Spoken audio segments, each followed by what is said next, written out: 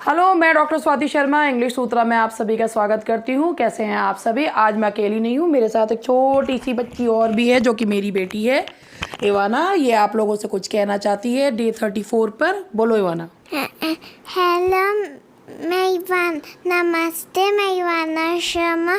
मैं आपसे कुछ कहना चाहती हूँ। बेस्ट ऑफ लक आपके एग्ज़ाम के लिए।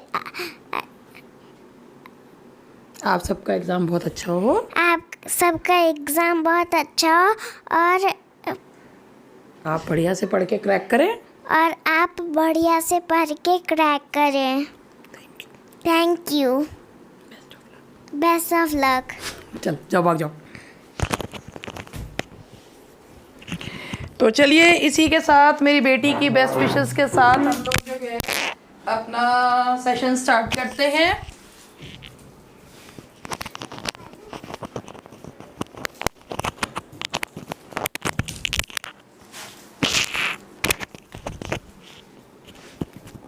सेशन जो है स्टार्ट करने से पहले माइक लगाना बहुत ज़रूरी है और माइक लगने को तैयार नहीं हो रहा है, तो ज़रा पहले माइक लगा लूँ ढंग से, फिर उसके बाद ही।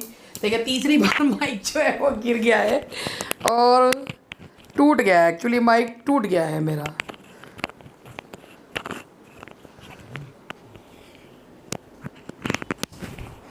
चलिए स्टार्ट करते हैं।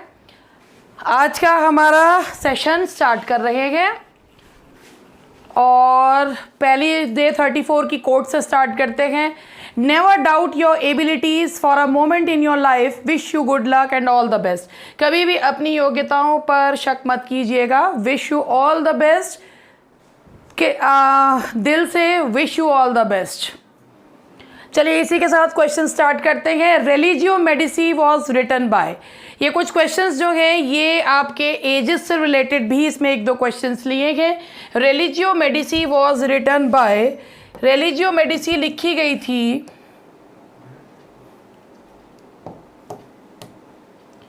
सर थॉमस ब्राउन के द्वारा लिखी गई थी रिलीजियो मेडिसी। ठीक है, Religio Medici was written by sir Thomas Browne. चलिए नेक्स्ट क्वेश्चन की तरफ बढ़ते हैं। The mind is its own place and in it self can make a heaven of hell, a hell of heaven the lines occur in. कि भाई mind जो है वो अपने आप में एक ऐसा प्लेस है जो कि हेवन को हेल और हेल को हेवन बना देता है। ये लाइन जो है वो बहुत ही बढ़िया लाइन्स हैं। ये लाइन जो हैं वो किसने कही है? ये मिल्टन की पैराडाइज लॉस्ट में ये लाइन्स हमें देखने को मिलती हैं। मिल्टन की पैराडाइज लॉस्ट में सैटर्न की लाइंस हैं कि हम चाहें तो हेवन को हेल बना दें। ये दिमाग हमारा इतना पावरफुल होता है कि चाहें तो हेवन को हेल बना दें और हेल को जो है वो हेवन बना दें। तो ये लाइंस मिल्टन की पैराडाइज लॉस्ट की बहुत ही ब्यूटीफुल लाइंस हैं और बड़ी मोटिवेटिंग सी लाइंस हैं। Next is let me not to the marriage of true minds. ये किसने कहा है? ये William Shakespeare, the bard of Avon, उन्होंने ये लाइंस कही हैं। ये उनके सोनेट की लाइंस हैं। तो ये हैं विलियम शेक्सपियर। देखिए, हालांकि इनमें से कुछ क्वेश्चंस आपको आते हैं, कुछ नहीं आते हैं, लेकिन मैंने इसलिए बताया कि कई बार डिफ़िकल्ट आते हैं और आसान में जो है ओवर कॉन्फिडेंस में भी कई बार गलत हो जाता है। Who is the author of hero and Leander? देखिए, हीरो एंड लिएंडर जो है वो लिखा है क्रिस्टोफर मार्लो, जो कि एक यूनिवर्सिटी विट थे।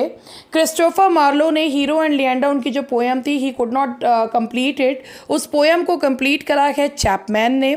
और चैपमैन के उसको कंप्लीट करने की वजह से ही चैपमैन एक की जो रेपुटेशन है वो बनी थी। और हीरो एंड लिएंडर की कुछ लाइन्स शेक्सपियर ने अपनी play As You Like It में यूज़ करी हैं। तो ये जो पोएम है ये लिखी है क्रिस्टोफर मार्लो ने, कंप्लीट करी गई है चैपमैन के द्वारा। The next question is several 15th century ballads glorify the character of. 15वीं सेंचुरी जिसे डार्क एजेस भी कहा जाता है, उसमें जो बैलेड्स हैं जो कि लोकगीत कहे जाते हैं वो किसे ग्लोरीफाई करते हैं? तो वो ग्लोरीफाई करते हैं रॉबिन हुड को। रॉबिन हुड को ग्लोरीफाई करते हैं। Blue stocking is a term associated with. Blue stocking जो टर्म है वो किससे जुड़ी हुई है? ब्लू स्टॉकिंग जो टर्म है वो जुड़ी हुई है, वैसे भी ब्लू स्टॉकिंग एक इडियम है जिसका मतलब होता है पढ़ी लिखी महिलाओं को कहा जाता है। ये 18वीं सेंचुरी की वुमेन राइटर्स को कहा जाता था ब्लू स्टॉकिंग। तो इसका आंसर है women writers of the 18th century.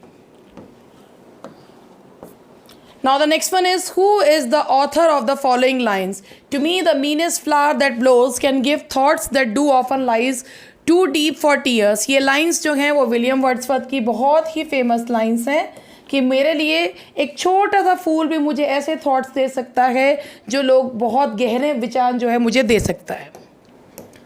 The next one is in Biographia Literaria जो कि लिटरेरी बायोग्राफी ये कॉलरिज ने लिखी है और इसमें कॉलरिज के मतभेद थे विलियम वर्ड्सवर्थ थे उनकी पोइटिक थ्योरी पर. तो इन्होंने जो है इसमें in Biographia Literaria Coleridge differed with Wordsworth mainly in his views on language in poetry. Now the next question is, no, I am not Prince Hamlet, nor was meant to be. I am an attendant lord, one that will do to swell a progress that start a scene or two. ये lines किसने कही हैं? ये lines कही गई हैं Alfred Prufrock के द्वारा. इस पोएम का नाम है love song of J Alfred Prufrock. इसमें प्रूफ्रॉक जो है वो अपने आप को कंपेयर करता है हैमलेट से. कहता है नहीं मैं कोई प्रिंस हैमलेट थोड़ी हूँ जो मेरे तरफ लोग बहुत ध्यान देंगे. ये poem T.S. Eliot was very much influenced by the plays of Shakespeare और उन्होंने हैमलेट को ये कहा भी है कि हैमलेट में ऑब्जेक्टिव कोरिलेटिव नहीं है. तो इसीलिए उन्होंने अपने ही इस पोएम में जिसमें इंटीरियर मोनोलॉग चलता है उसमें ये लाइंस जो हैं वो यूज़ करी हैं. Love song of J Alfred Prufrock. Now the next question is, the metrical foot with the first syllable weak unaccented and the second syllable strong is called. भाई देखिए अनएक्सेंटेड का ये है, एक्सेंटेड का ये है. जहाँ पहले पे आवाज़ उठ गिरती है फिर आवाज़ उठती है उसे क्या कहा जाता है? उस फुट को कहा जाता है iambus. That is known as iambus. In classical mythology the god of the underworld is known as. Classical mythology में गॉड ऑफ अंडरवर्ल्ड को किस नाम से पुकारा जाता है? तो उन्हें पुकारा जाता है प्लूटो के नाम से पुकारा जाता है. The theme of Milton's commerce. एक तो ये मिल्टन के कॉमर्स पे इतनी ज़्यादा वो है कि मुझसे भी ये क्वेश्चन पूछा गया है कि मिल्टन की कॉमर्स की थीम कहाँ से ली गई है. तो मैं आपको एक चीज़ बहुत क्लियर कर दूँ कि मिल्टन ने का जो कॉमर्स है मैंने भी इसके ऊपर काफ़ी पढ़ा है. एक्चुअली होता क्या है कि जब कभी कोई किसी से कोई क्वेश्चन पूछता है ना तो गूगल पे या इस पर सर्च करके बता देते हैं. उस पर कुछ साइट्स भी पड़ी रहती हैं जिन पर क्वेश्चंस के आंसर्स लगे रहते हैं. जैसे एक जगह मैंने भी ये पढ़ा था कि Milton Satan is far more superior to his god और ये इसका आंसर कई जगह पे हैजलेट दे रखा है जबकि इसका सही आंसर जो है वो शेले है. अब ये कई जो ऑनलाइन साइट्स जो क्वेश्चन आयर्स की दी हुई MCQs वाली उन पे गलत दे रखा है. अब मैं इसमें जो है शेले ने कहाँ पे गया, मैंने ऑथेंटिक बुक पढ़कर ये वाला आंसर आप लोगों को भी दिया था. ऐसे ही मैंने कॉमर्स के बारे में बताया था कि कॉमर्स की जो थीम है वो स्पेंसर की फेरी क्वीन से जो है वो काफ़ी ज़्यादा इन्फ्लुएंस थे. मिल्टन जो है वो स्पेंसर को अपना मास्टर माना करते थे और उन्होंने जब फेरी क्वीन पढ़ी तो फेरी क्वीन में भी there was a conflict between flesh and soul और यही चीज़ कॉमर्स में भी है. तो वो जो है बावर ऑफ ब्लिस और इससे काफ़ी ज़्यादा इन्फ्लुएंस्ड है. लेकिन आप लोगों ने पढ़ रखा है और वो उन्हीं साइट्स वगैरह पे दे रखा है कि ये होमर के ओडिसी से लिया गया. I went through so many sources मगर मुझे हो सकता है मुझे कई जगह पर ढूंढने पर भी मुझे वो चीज़ नहीं मिली. लेकिन मैंने एक रिसर्च प्रोजेक्ट जो था उसे देखकर उसमें देखा कि वहाँ पर उसमें ये स्पेसिफिकली मेंशन करा गया था. नॉट ओनली दिस, कॉमर्स इसके अलावा भी बहुत से सोर्सेज से प्रभावित है लेकिन उसमें होमर का वो मुझे नहीं मिला. अब ये कई बुक्स में और उसमें दे रखा है. जिन बुक में दे रखा है मेरे पास भी वो किताब है जिसमें दिया हुआ है the theme of commerce has been taken from Homer's Odyssey. उसी किताब में I won't take the name of that book, मेरे पास भी है वो किताब. उसी किताब में एक जगह ये भी लिखा हुआ है कि Milton's Aeneid has same number of books as Dante's divine comedy. तो आप पता है कि एनियड में 12 हैं, जबकि दांते में जो है डिवाइन कॉमेडी में केवल 3 बुक्स हैं। तो कई बार जो है वो गलतियाँ हो जाती हैं, सबसे हो जाती हैं। तो वो टाइपिंग मिस्टेक भी हो सकती है या वो कुछ भी हो सकता है। तो अगर कहीं पर ये है कि भाई या तो उसका सोर्स का कहीं ना कहीं कुछ तो मिले कि वो चीज़ है। तो कॉमर्स की थीम मैंने जो पढ़ा है अभी तक वो स्पेंसर की फेरी क्वीन से ली गई है, और अगर उसका और भी 2-3 सोर्सेज से ली गई है, मगर मुझे वो होमर का ओडिसी वाला पार्ट नहीं मिला। अगर आप में से किसी के पास वो ऑथेंटिक कहीं पे लिखा हुआ हो, मेरे पास जहाँ से मैंने ढूंढा है मेरे पास ऑथेंटिक चीज़ है कि उसमें पूरा लिखा हुआ है कि दोनों में क्या समानताएं हैं। तो अगर आपके पास हो तो प्लीज़ डू शेयर इट, तो उससे मुझे भी पता चलेगा कि हाँ भाई होमर की ओडिसी में भी हमें कॉमर्स की थीम देखने को मिलती है। ठीक है। और बाकी मैं एक चीज़ और कहना चाहूँगी, there are so many people जो बहुत ज़्यादा जो है शायद मिल्टन भी इतना नहीं जानते होंगे जितने यूट्यूब पे इतने सारे टीचर्स बैठे हुए हैं जो अपनी अपनी तरफ से चीज़ें बताते रहते हैं, और मिल्टन भी उतना नहीं जानते होंगे जितना उन्हें पता है। मैं आपसे एक चीज़ कह रही हूँ कि जब भी हम कोई चीज़ पढ़ते हैं ना, तो हमें जब तक उसकी ऑथेंटिसिटी नहीं पता होती ना, तो बड़ी दिक्कत हो जाती है कि भाई सोर्स क्या है, ये क्या है, वो क्या है, तो बड़ी दिक्कत हो जाती है। तो इसीलिए सोर्स ज़रूर चेक करना चाहिए कि कहाँ पर क्या चीज़ है, और इसके मैंने आपको कई सारे एग्जाम्पल्स जो हैं वो दे दिए। तो देखिए, the theme of Milton's commerce is, Milton के कॉमर्स की थीम जो है वो है पावर ऑफ चेस्टिटी। मिल्टन ने कॉमर्स लिखा था, कॉमर्स एक मास्क था। मास्क ये लडलॉ कैसल में हुआ था, अर्ल ऑफ ब्रिजवाटर के सामने। But the लियर of Shakespeare can not be acted, ये किसने कहा है? ये कहा है चार्ल्स लैम ने कि शेक्सपियर के लियर जो है वो इतना, उनके लियर के मनोभावों को स्टेज पर प्रस्तुत नहीं किया जा सकता। तो the लियर of Shakespeare can not be acted. The poet whose work rescued John Stuart Mill from severe mental depression was, वो पोएट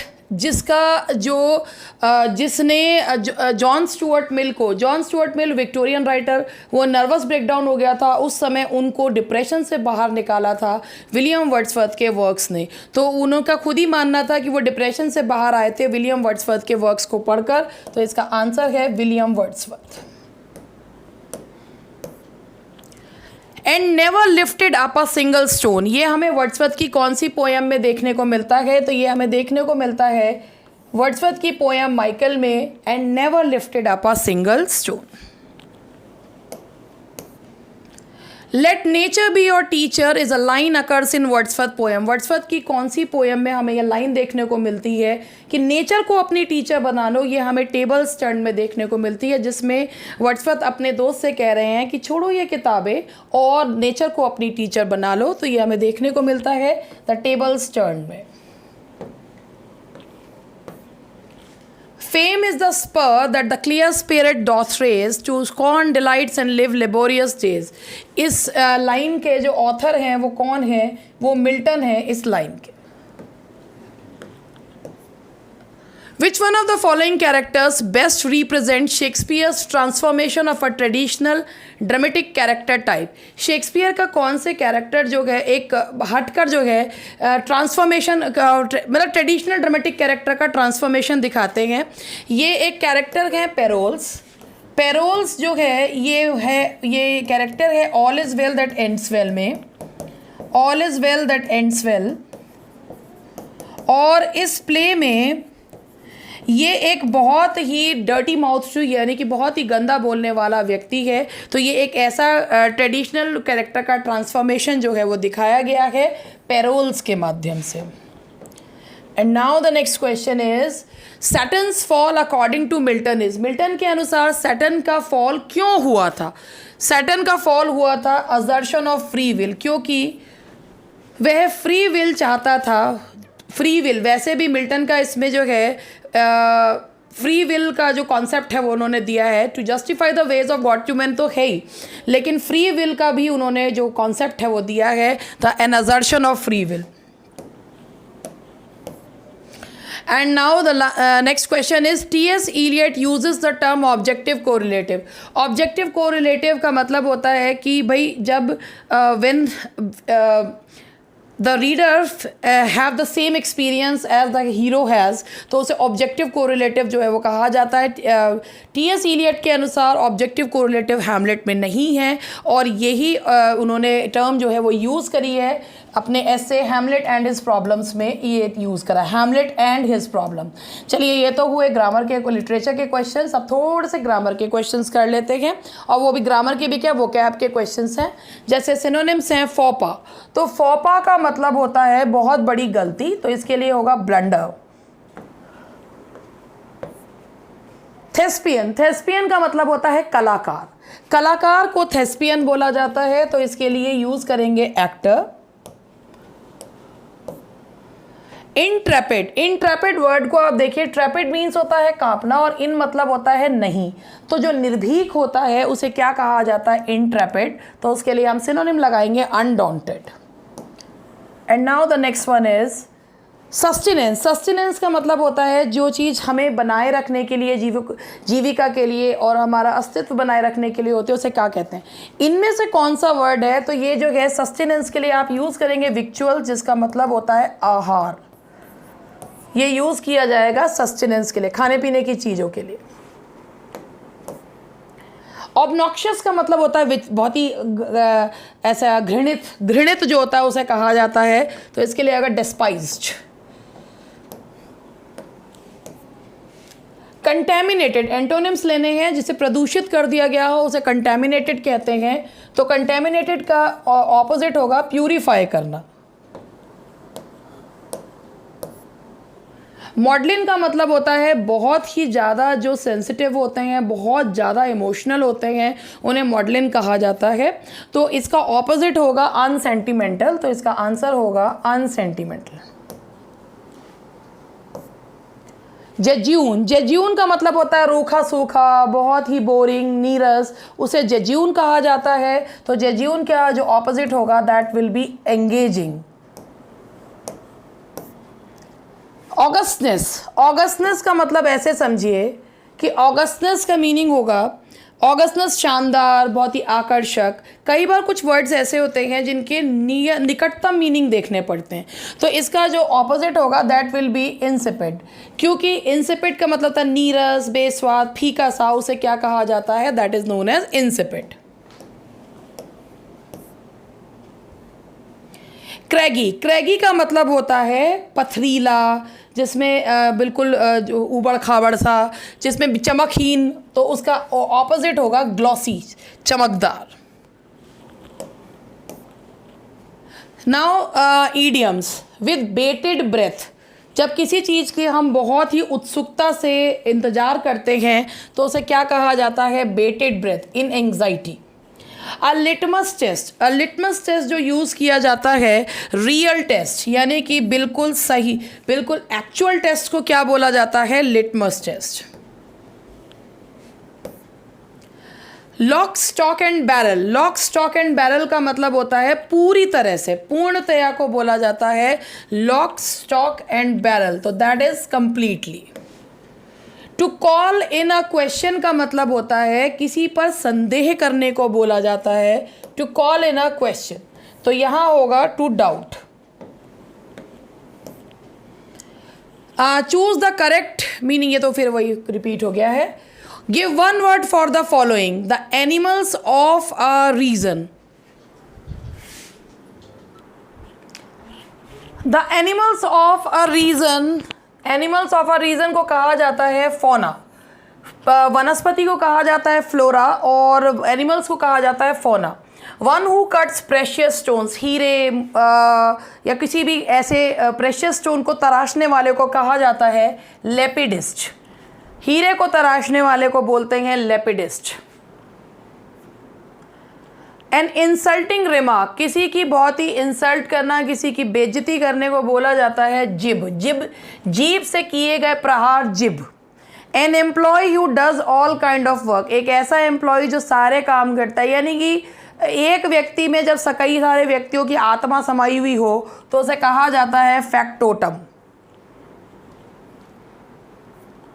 एंड अ प्रोसेशन, जुलूस को बोला जाता है दैट इज नोन एज कैवलकेट, और हाईली पॉइजनस, बहुत ही जहरीली चीज़ को कहा जाता है विरुलेंट, विषाक्त को बोला जाता है विरुलेंट। ये विटुपरेटिव के उसमें झांसे में मत आइएगा। विटुपरेटिव का मतलब होता है जीभ से जहर निकालना, यानी कि भर भर के किसी को कुछ सुनाने को विटुपरेटिव कहा जाता है, अदरवाइज विरुलेंट। तो ये आज का हमारा जो पार्ट है वो समाप्त होता है और इसी के साथ मैं कल मिलूँगी। आप भाई आज का चैप्टर यहीं समाप्त करते हैं, नए उसके साथ जो है हम कल मिलेंगे। तो पढ़ते रहिए एंड पढ़ते रहिए। Bye bye.